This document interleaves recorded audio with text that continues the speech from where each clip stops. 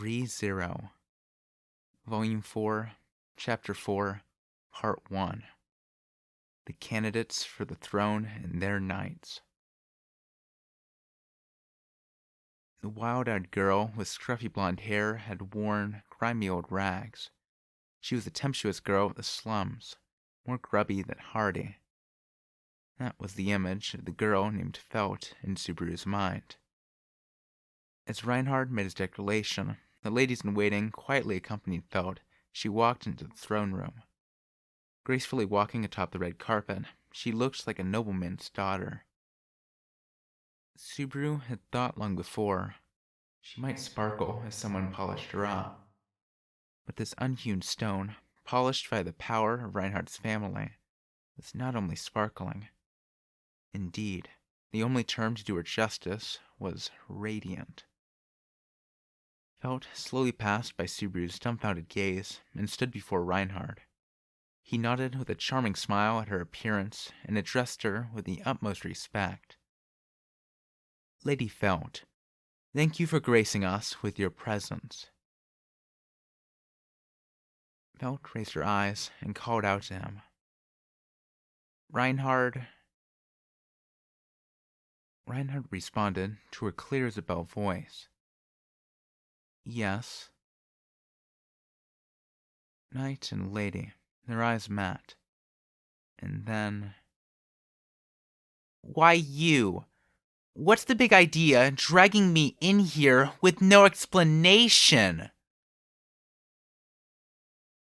She raised the hem of her dress, her long, slender leg tracing an arc that was about to slam right into the tip of Reinhardt's chin when the knight raised a hand, stopping it short. I am quite surprised. What brought this on so suddenly? Remaining balanced on one leg, Felt violently slapped at her dress in anger. Don't block me and then play dumb. It's this place, these clothes, them, you. What the hell is going on here? I can't take any more of this. It was an expensive dress, no doubt custom ordered for her. Seeing it treated so roughly sent the ladies attending her wilting to the floor, as if their eyes were spinning. You do not like the dress? I believe it looks very good on you. This isn't about the dress, and it's not that it's embarrassing. I'm saying that I hate it, and not just the dress. I hate you too. Don't you think abducting and holding a girl against her will is embarrassing for a knight of honor? Reinhard declared without hesitation. If it is for the prosperity of the kingdom, it must be done. Felt put a hand to her forehead as if he was giving her a headache. Subaru remarked to himself, I'm so glad. I thought she completely changed, but it's only how she looks. I guess leopards really don't change their spots, and it isn't just me. It would have made a sorry story for old man Rom if he'd had to report back that she'd become a whole different person. He was relieved at being able to confirm she was safe and sound in a place he'd never expected. On the other hand, he couldn't help but think Felt being dragged into becoming a royal candidate was prearranged, rather than mere coincidence. After all, Reinhard had met her in the first place because she'd been the one to steal Amelia's badge. Amelia, realizing who Felt was, had apparently reached the same conclusion as Subaru. That girl. From back then? That's why Reinhardt was so surprised. From Amelia's point of view, Felt has gone from the thief of her badge to a rival for the very throne. The other candidates, the knights, and the nobles all displayed appropriate reactions to the newcomer's crude behavior, unfriendly. Under the austere stares, Felt clicked her tongue rudely. In the short time Subaru had known her, she'd never been this much of a brat. He guessed that it was a product of various things during the last month. Subaru had been through a lot, but her transformation from a street urchin to a royal candidate was a Cinderella story to rival his. Felt was scanning the chamber to size up her surroundings when she suddenly noticed Subaru among the knights in the front row and brightened. "Oh, hey! What are you doing here, mister?" Felt shoved Reinhardt away with a hand on his chest and walked over without a care. Where did all that ladylike behavior go? Subaru wondered as he raised a hand, delighted to greet a friendly face. "Hi, it's been a while. Looks like you're in good health," said Felt. The instant the sunny greeting escaped her lips, she kicked Subaru straight in the stomach, sending him crumbling to his knees. Violence out of the blue, Subaru groaned, forcing himself up with one leg as Felt crossed her arms and nodded, remarking, "Looks like your belly's all healed up, but you got a whole bunch of new scars in other places. You okay there?" "If you're worried, take it easy on me, damn it!" "What's with the hard smack instead of a hi? Geez, what if you'd broken something? It's not like it's been that long, either."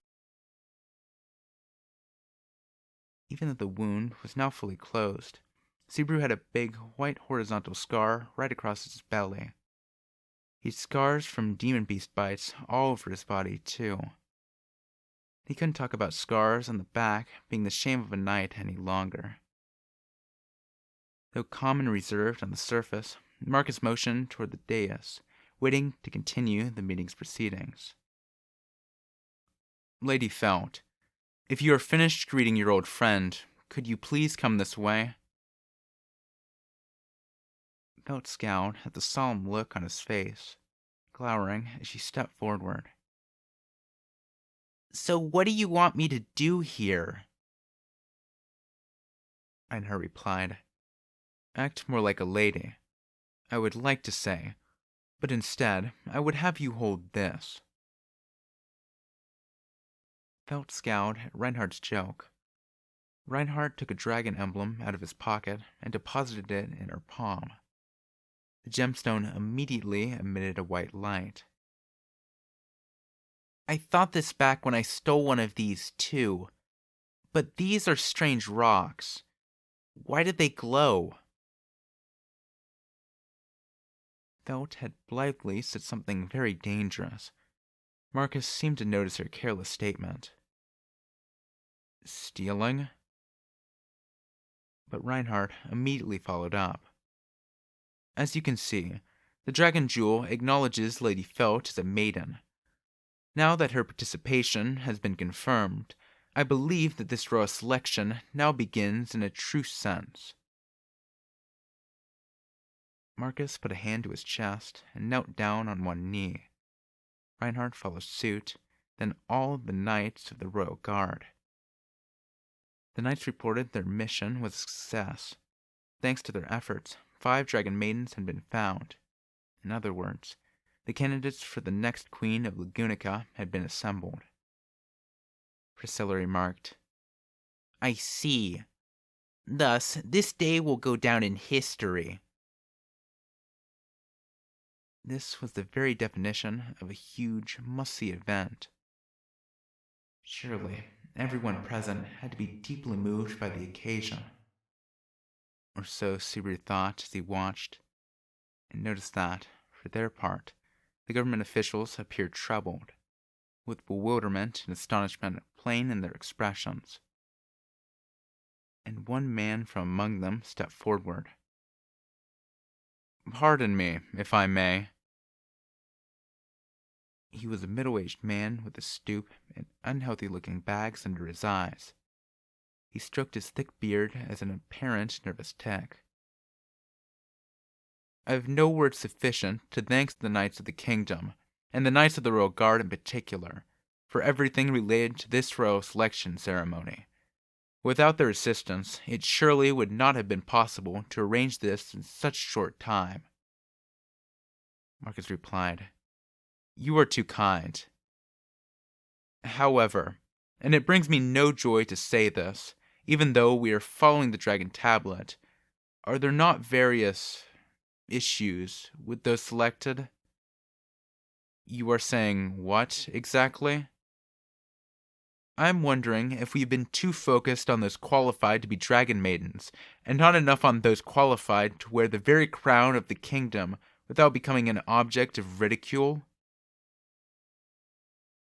The decoration of the hunchbacked man was clearly tinged with anger. Here, here, said a few other civil servants in a display of support. He continued. The covenant with the dragon is the gravest matter. Lagunica has come this far as the dragon-friend kingdom and cannot survive as a nation without the covenant. But valuing the covenant so much more than the people will sow the seeds of future discord. In other words, the dragon maidens that we knights spilled our blood to search for would not make kings worthy of our fealty? That is not how I would put it, but essentially, yes. The man broke out in a cold sweat at Marcus's frank summation, and after a moment he acknowledged the true meaning of his oblique comments. The knights had desperately toiled to solve a nearly unsolvable problem. This ridicule of their efforts did not exactly instill pleasant emotions in them. Subaru, standing with the knights, felt the hot anger all round him on his skin. He remarked, Smells like something's burning in here. Hearing Subaru's murmur, Al cheerfully spoke to the other two people in the same row. Well, it sure sounds like he was insulting the knights. I don't mind, but what do you two think? The two he'd addressed, Julius and Ferris, turned their head toward Al and Subaru. Ferris spoke first. Your dear fairy doesn't really mind, meow. I mean, whatever Beardley says, fairy's fealty is already to one person alone, you see. Julius followed up. I will not go quite as far as Ferris, but I feel the same. I have already pledged my blade. One day they will offer their fealty to another. I do not intend to be so narrow-minded that my heart should be disturbed prior to that day. Not to be outdone, Al said, That's mighty fine of you. Of course, it's the same with me where Princess is concerned. The two others could only make wry smiles at that. Subaru wasn't exactly enjoying being the odd man out. Ferris had Crush, Al had Priscilla. Now I'd have to make Julius a supporter of Anastasia. They were 3 knights, bearing the full trust of their masters. Comparing their position to his own sent a keen sense of inferiority through Subaru, even though he no doubt wanted to fulfill Amelia's wishes at least as much as any of the rest.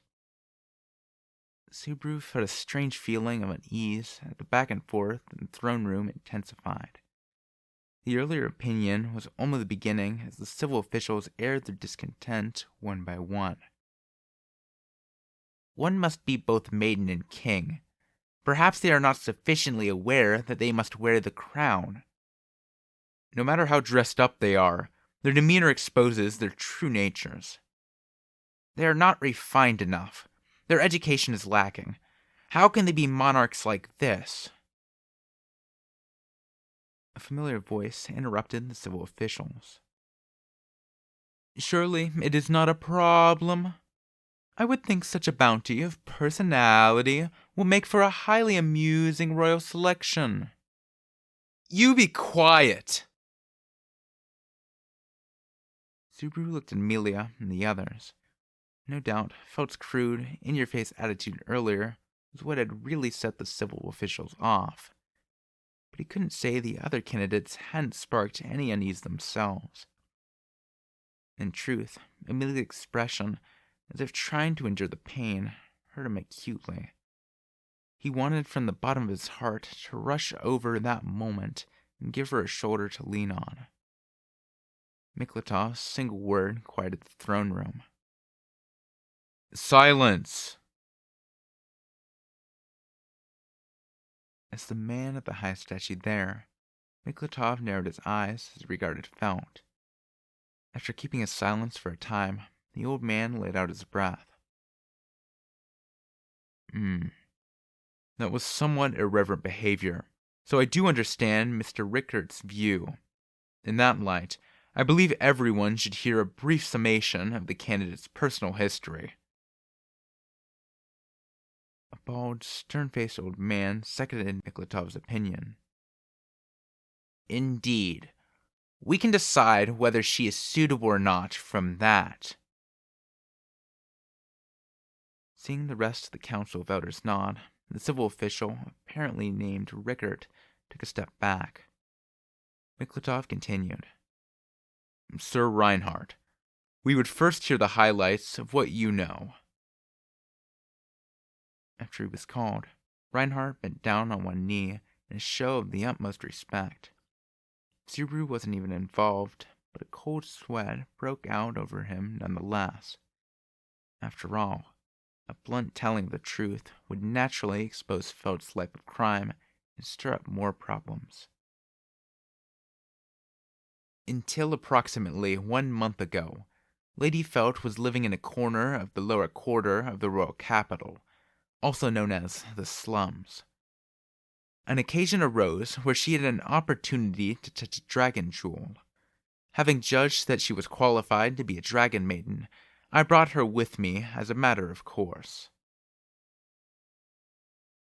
Assuaging Subaru's concerns, Reinhardt made his report while deftly dancing around the problematic parts. The explanation had huge, glaring gaps, but the assembly did not focus on those, but rather certain other things. Away from the slums. Sir Reinhardt, are you insane? Rickert exploded. You bring a vagrant from the streets to a ceremony to select the monarch who must shoulder the future of Lagunica?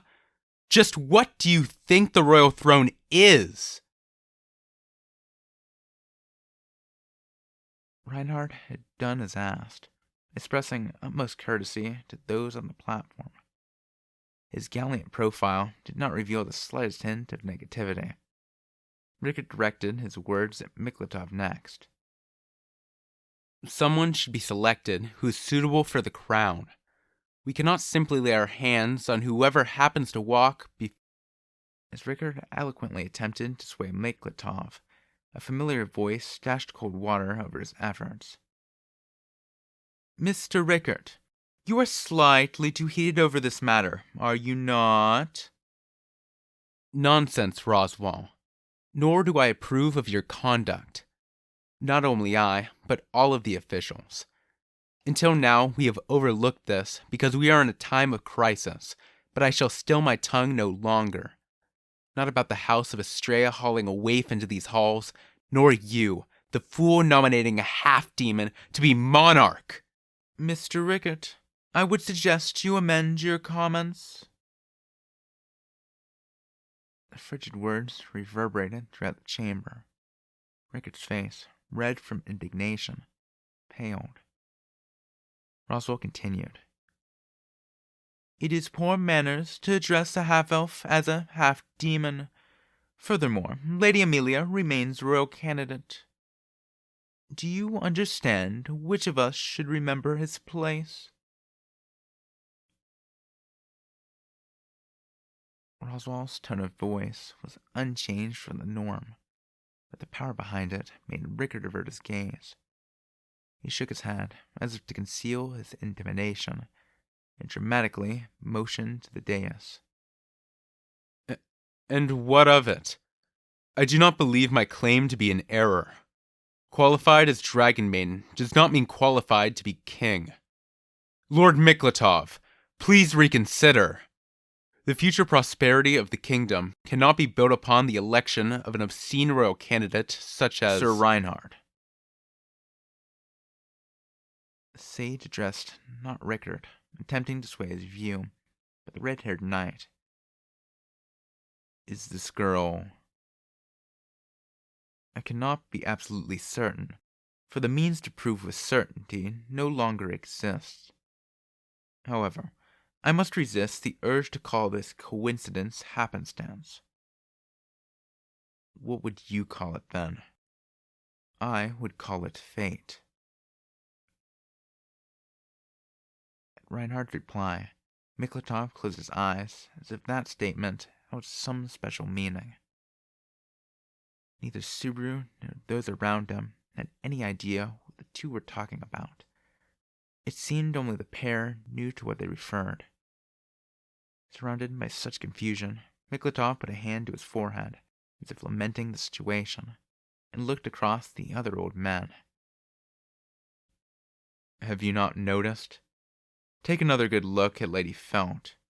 If you cannot tell even then, I must question your fidelity to your own kingdom. In response to Miklatov's challenge, the occupants of the chamber held their breaths and gazed at Felt. Felt, at the eye of a storm of unrestrained stares, scowled openly. Rickert bluntly pointed out Felt's shortcomings. Looking at her, of course one can tell. She's still very young, and there are far too many things she would have to learn before setting foot near a throne. Suddenly, his face stiffened as if he'd realized something, his eyes opening wide in shock.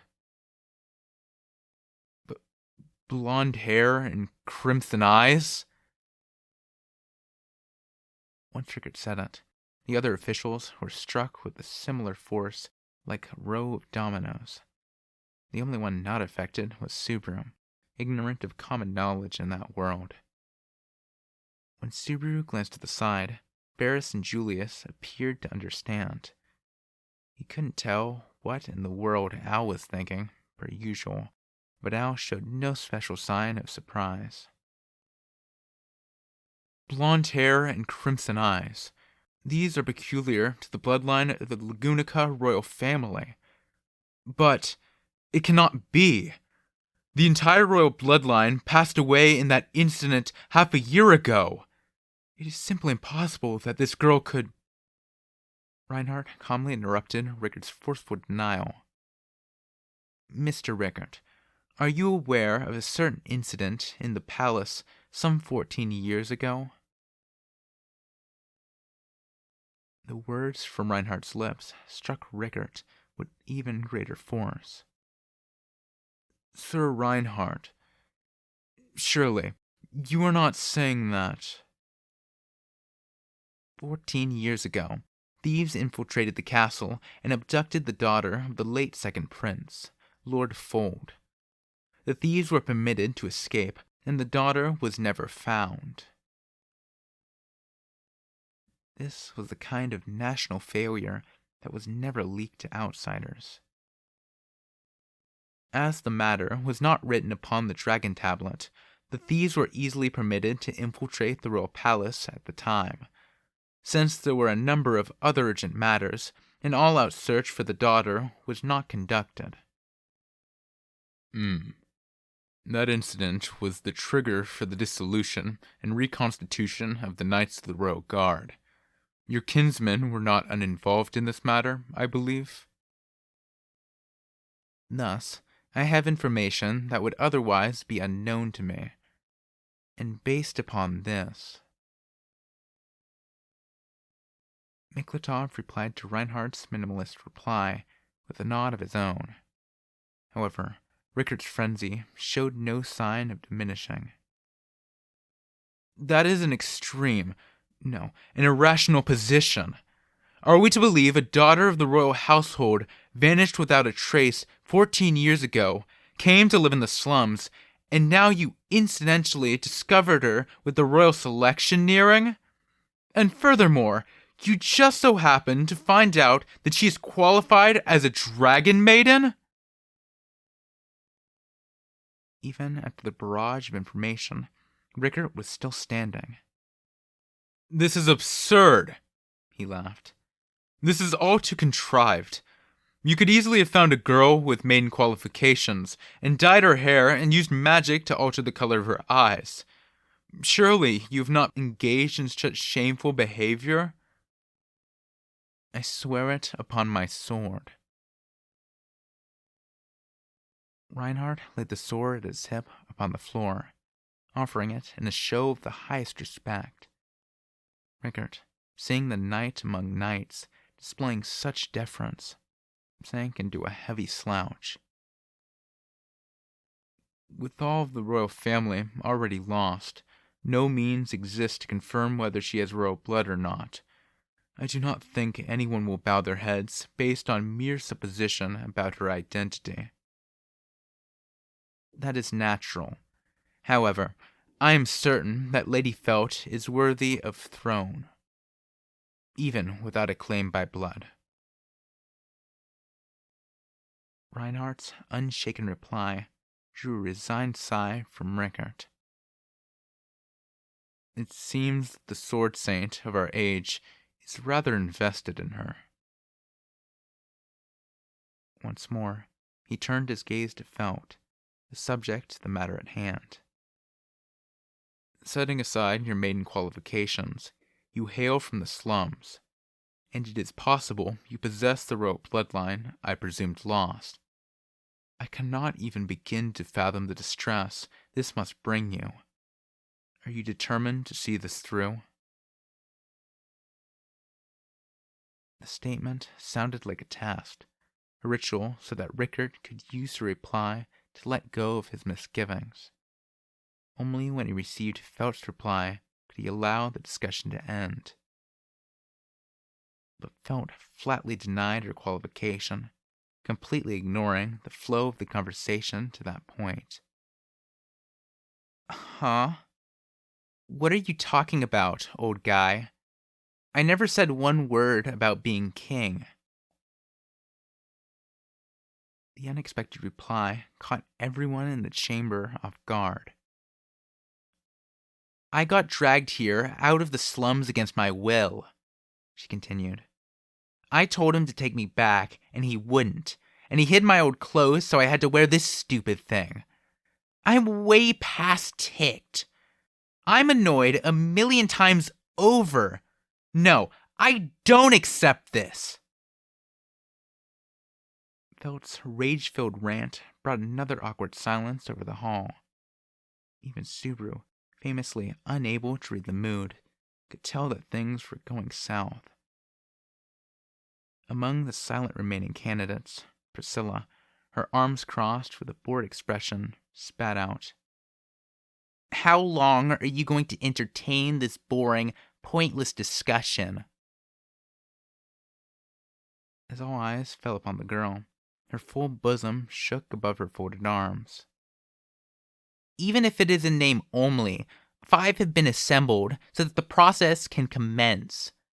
All we need to do is begin, and the unworthy will be culled in due course. After all, I shall be the last one standing. Whether the excess baggage is qualified to be king or not is completely beside the point. Priscilla's brash, irrational argument drew a heated reaction from Felt. Ah? She leaped down from the dais and glared at Priscilla head-on. I was thinking earlier you were a good-looking chick, but I guess it's a flower bed inside your head too, huh? If you want to pick a fight, I'm game. Everyone knows with me you'll get more than you bargained for. Such arrogance. Do you know who I am? Ha, like I'd know. Feld brushed off Priscilla's statement with a loud laugh. Priscilla's eyes cruelly narrowed. With Subaru's breath catching from the decisive change in the atmosphere, Al shouted from beside him. Princess, this is... He must have known exactly what Priscilla was about to do. Then, at Al's shout, a gust wind cut across the chamber. Reinhardt moved directly in front of her in a split second and spoke in a quiet voice. Pardon me, Lady Priscilla. In the literal blink of an eye, the knight, on one knee on the dais a moment before, had come between the two royal candidates. The red-haired knight was facing the orange-haired girl, and behind him, Amelia held Felt close to protect her. Amelia's violet eyes filled with anger as she chewed Priscilla out. Such hostility in an important place like this. What are you thinking? However, Priscilla waved off the nuisance with a hand, numb to any pangs of guilt. I am merely teaching an untrained bitch her proper place. After all, impoliteness towards me can only be repaid with one's life. Amelia pressed the point against the unrepentant Priscilla. Won't you say you're sorry? Or do you actually not realize you've done something wrong? For an instant, the words made Priscilla's face go blank. Then she glanced at Amelia with barely constrained laughter. Ah, this is most amusing. I have rarely been so entertained. You may take that as a compliment. What a disagreeable child you are. What are you talking about? One should apologize for doing something wrong, you say? If that is the case, why do you not apologize, silver-haired half-elf? In your case, I'm sorry I was ever born. Even Subaru could tell that the shock had shot right through Amelia's entire body. Her shoulders shuddered, and her fearlessness faded from her eyes, replaced by acute pain. I have no relationship to the witch. Does such an excuse mean anything to anyone? You are the spitting image of the being that is taboo to this world. The very sight of you fills people with fear and makes their hearts tremble. Is that not why you cover yourself and obscure your appearance? Assaulted on all sides by Priscilla's acrimonious words, Amelia silently bowed her pale face. Even Subaru understood Priscilla's meaning. He understood it, but he could not accept it, for it unjustly brought pain to Amelia for reasons that had nothing to do with her whatsoever. He couldn't take it anymore. Yet, once again, Subaru had to wait to act as Al, his face unreadable under his helm, offered a frank critique of Priscilla's despotism. Princess, can we leave it at that?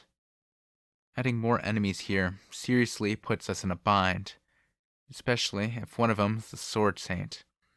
How about you just apologize? My vassal should not make such a pathetic display.